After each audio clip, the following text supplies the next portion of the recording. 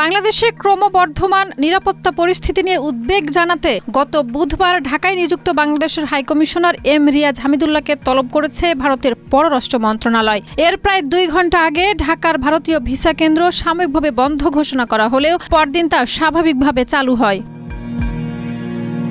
2 দিনের ব্যবধানে পাল্টাপাল্টি হাইকমিশনার তলবের ঘটনায় বাংলাদেশ ভারত সম্পর্কে চলমান টানাপোড়েন আবারও প্রকাশ্যে এসেছে। দিল্লির পক্ষ থেকে ঢাকায় ভারতীয় মিশনগুলো নিরাপত্তা নিয়ে উদ্বেগ জানানো হলে বাংলাদেশের হাইকমিশনার আশ্বাস দেন, দায়িত্বশীল রাষ্ট্র হিসেবে বাংলাদেশ শতভাগ নিরাপত্তা নিশ্চিত করতে প্রয়োজনীয় সব ব্যবস্থা নিয়েছে।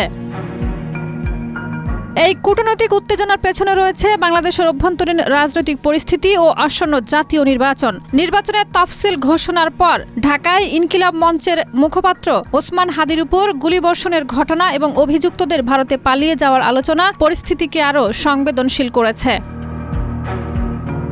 এর আগে 14 ডিসেম্বর ঢাকায় ভারতের হাইকমিশনারকে তলব করে বাংলাদেশ সরকার। একই সঙ্গে ভারতে অবস্থানরত ক্ষমতাচ্যুত প্রধানমন্ত্রী শেখ হাসিনার উস্কানিমূলক বক্তব্য বন্ধ করার আহ্বান জানানো হয়।